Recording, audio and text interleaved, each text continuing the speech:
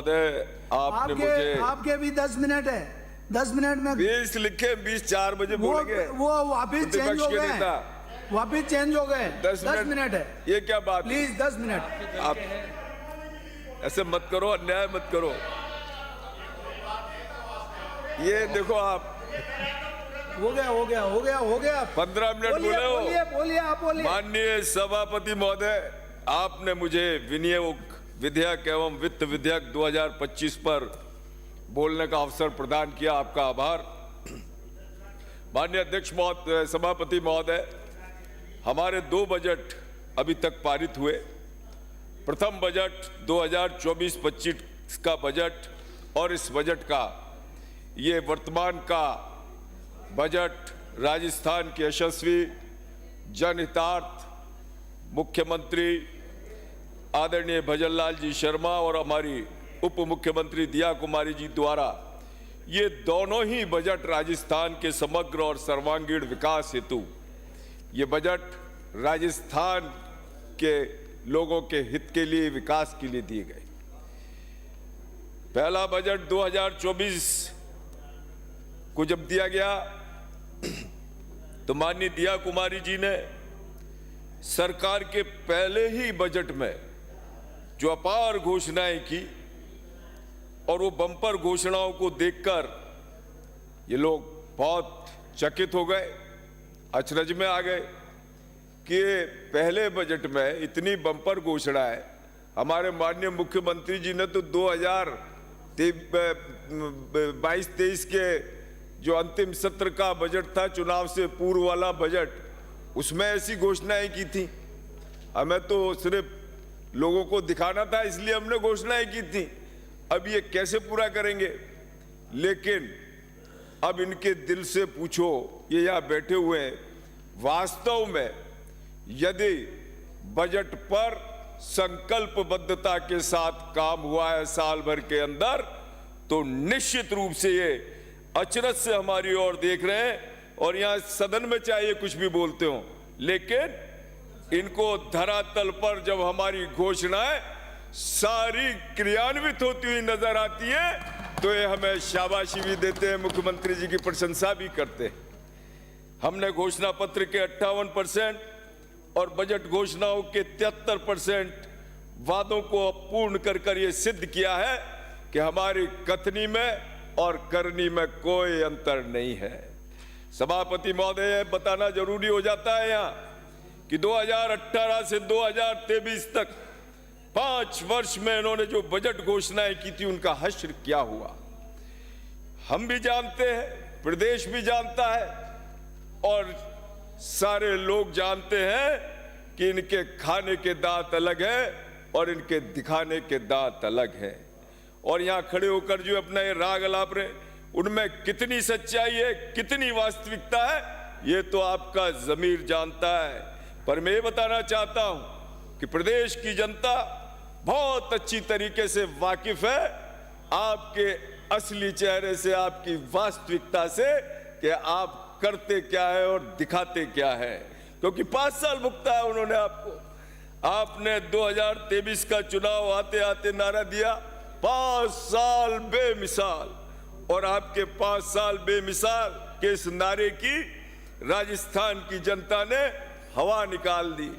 आपको धूल चटाते हुए राजस्थान की आम आवाम ने आपको जो जिस तरीके का मैंडेट हमको मिला, तो निश्चित रूप से आपको आपके आईने में उन्होंने आपकी असली शक्ल दिखा दी कि आपने क्या किया राजस्थान वासियों के लिए। आपने 5 साल तक झूठे वादे घोषणाएं करे, लोगों को भरमाने का प्रयास किया। चुनाव आते आते आपने अंतिम बजट में ऐसी अपार घोषणाएं कर दी जिनके कोई सिर था, ना पैर, ना हाथ, सिर्फ घोषणाएं। सोचा जादूगर की जादूगरी चल जाएगी, लेकिन लोग इस बार आपके झांसे में नहीं आए। आप लोगों को ये संदेश देना चाहते थे राजस्थान की जनता को कि हमें जिता दोगे तो ये रेवड़ियां हम आपको बांटेंगे। लेकिन कांट की हांडी एक बार चिढ़ती है माननीय धारीवाल साहब, बार बार नहीं चिढ़ती है। लोगों ने आपके सत्ता के गुरूर को धराशायी कर दिया। आपका जो अंतिम बजट था आपकी विदाई से पूर्व, उसका क्या हाल था ये मैं सदन में बताना चाहता हूं। ये गलत बात है, कोटा वालों की सुनो आप दोनों। वर्ष 2022-23 में माननीय धारीवाल साहब 3,55,222 करोड़ 83,06,000 की राशि खर्च करने की अनुमति आपने सदन में पारित कराई थी। धारीवाल तब आप साहब अपने साथी की सुनो। तब आप केंद्र सरकार को लेकर बहुत परेशान थे, आपकी रातों की नींद हराम थी, और वो तो अब भी है। अब मान लिया भजन लाल जी की सरकार से आपकी नींद हराम है, और आप जो है जिस तरीके से आपने मतलब गालियां बकते हुए भी केंद्र सरकार से प्राप्त ग्रांट और केंद्रीय करों का वो हिस्सा जो केंद्र सरकार ने आपको प्रदत्त किया था, वो आपके इस बजट का आधार था। रिजर्व बैंक का लोन आपके बजट का आधार था। आपने कुछ भी नहीं किया, जो जितनी भी घोषणाएं करी सब करी या तो केंद्र सरकार का हिस्सा या फिर रिजर्व बैंक से लिए लोन। ये आपके बजट का जो मैं बताना चाहता हूं।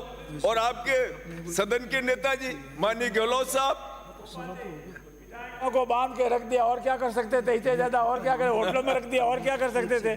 5 स्टार होटल घुमा दिया। आपके सदन के नेता माननीय गहलोत साहब इन 5 सालों में मात्र 5 या 7 बार इस सदन में आए होंगे। कितने गंभीर थे वो, आते थे या तो ये अप्रोप्रिएशन का बिल पारित कराने आते थे या वित्त मंत्री के रूप में बजट पढ़ने के लिए आते थे। इसके अलावा उनको कोई चिंता ही नहीं थी सदन में क्या हो रहा है क्या नहीं हो रहा है, अपने पढ़े आप मस्त। ये स्थिति थी, कोई गंभीरता नहीं। 8 करोड़ जनता के प्रति कोई उत्तरदायी नहीं। सिर्फ कुछ दिन आए होंगे, गलत कह रहा हूँ साहब, वास्तव में वो नहीं आए। आपके कुल बजट के कंसोलिडेटेड फंड 71,000 करोड़ कंपोनेंट की अंतरिक्ष राशि 71,387 करोड़ रुपए में से 28,838 करोड़ रुपए सिर्फ आपने ब्याज की अदायगी पर खर्च कर दिए थे।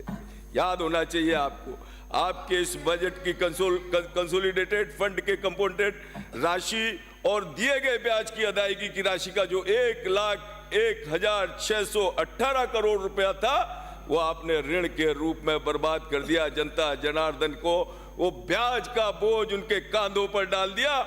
2022-23 के आपके कुल बजट का 33% कर्जे पर आधारित था, और प्रदेश की जनता को वो कर्ज के रूप में आज भी अदा करना पड़ रहा है। लेकिन इधर आपने देखा होगा कि ये 2 सत्र हुए, इन दोनों सत्रों में हमारे यशस्वी मुख्यमंत्री भजन लाल जी शर्मा, एक दिन भी ऐसा नहीं हुआ होगा जब वो सदन की कार्रवाई से, अरे ये क्या घंटे बजा, तो बात तो चालू ही नहीं हुई। 2 मिनट में अपनी बात समाप्त कीजिए। सदन में आने का प्रयास करते हैं सभापति महोदय, और अगर नहीं भी आ पाते तो उनको हर विधायक ने क्या कहा है, क्या उसकी समस्या है, इसकी जानकारी उनको रहती है, और निश्चित रूप से वो जानते हैं कि ये सदन कितना आवश्यक है, कितने गंभीरता पूर्वक यह काम करना चाहिए, और निश्चित रूप से वो सब बातों पर पूरी गंभीरता के साथ अपना निर्णय लेते हैं और उस बात को पूरी गंभीर रूप से उस पर विचार करते हैं। मैं समझता हूं कि ये भाव अगर आप लोगों के होता, ये भाव आप लोगों के मन में आए नहीं। सिर्फ सत्ता का सुख भोगो, लोग जिता दें तो विधायक बनकर अपने और अपने परिवार वालों का भला करो, यहाँ आकर गाली गलौज करो, अपशब्द बोलो, हो अल्लाह मचाकर सदन की कार्रवाई को स्थगित करा दो, व्यवधान डाल दो, बाधित कर दो, ये काम। अरे भैया, ये विधायक होने का फर्ज थोड़ी है साहब। विधायक होने का फर्ज है कि राजस्थान के हमारे क्षेत्र की जनता ने हमको विधायक बनाकर यहाँ भेजा, हम उनके लिए सार्थक बातों को यहाँ पर कह सके, कोई अच्छे हम चीजों को बता सके, अच्छे सुझाव दे सके, जिससे सरकार कोई ना कोई अच्छे निर्णय ले सके। ये काम राजस्थान की जनता के प्रति हमारा भी दायित्व है और आपका भी दायित्व है।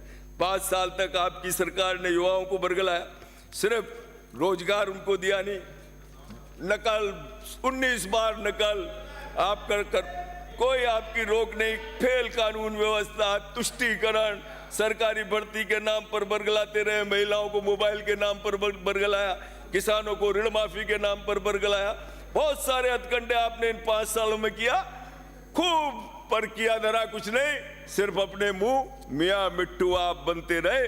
और हद तो तब हो गई जब आपने बिना तैयारी के 19 जिले घोषित कर दिए और आपने सोचा चुनाव आ रहे हैं, हमारे विधायक जीत जाएंगे, लेकिन सारे के ज्यादा से ज्यादा अधिकांश आपके विधायक वहां से हार गए और आपके प्रत्याशियों को हार की माला पहनाई और विदा कर दिया। हमारे प्रदेश की जीएसडीपी 2025-26 में बढ़कर 19,89,000 करोड़ रुपए से अधिक होने का अनुमान है मान्यवर। पिछले साल की तुलना में 16.75% बढ़ोतरी। हमारा लक्ष्य 2030 तक $350 बिलियन की अर्थव्यवस्था बनाना है। हमने हर उस क्षेत्र को हमारे माननीय मुख्यमंत्री जी ने छूने का प्रयास किया है जो प्रदेश के आय का स्रोत उत्पन्न कर सकता है। खनन के लिए प्रभावी नीति से अवैध खनन पर रोक लगाने का काम हमारी सरकार कर रही है। हमारी सरकार जिस तरीके से लोगों के अंतिम से अंतिम व्यक्ति के उत्थान को लेकर काम कर रही है, अरे अभी तो बहुत समय है, बोलने वाले नहीं है आपके पास। सुभाष जी गर्ग राजकोषीय घाटा, सुभाष जी बिराजो, राजकोषीय घाट का 1 सेकंड बाद 2 मिनट में बात समाप्त कर रहा हूं, अपनी बात समाप्त कर रहा हूं 2 मिनट में माननीय सभापति। राजकोषीय घाटा हमारी जीएसडीपी का 4.25% रहने का अनुमान है, जो FRBM अधिनियम के तहत अनुमत सीमा में। हमने जनता पर करों का कोई बोझ नहीं डाला माननीय। 1 सेकंड सभापति, जरूरी बात बता रहा हूं उनको। इसके बावजूद भी कुशल वित्तीय प्रबंधन से घाटा सीमा में बना के रखा है। और देनदारी हमारी जीएसडीपी का आपने मुझे 36.5% का अनुमान है माननीय सभापति महोदय, जो 38.2% की अनुमत है। धन्यवाद सभापति महोदय, मैं आपका ध्यान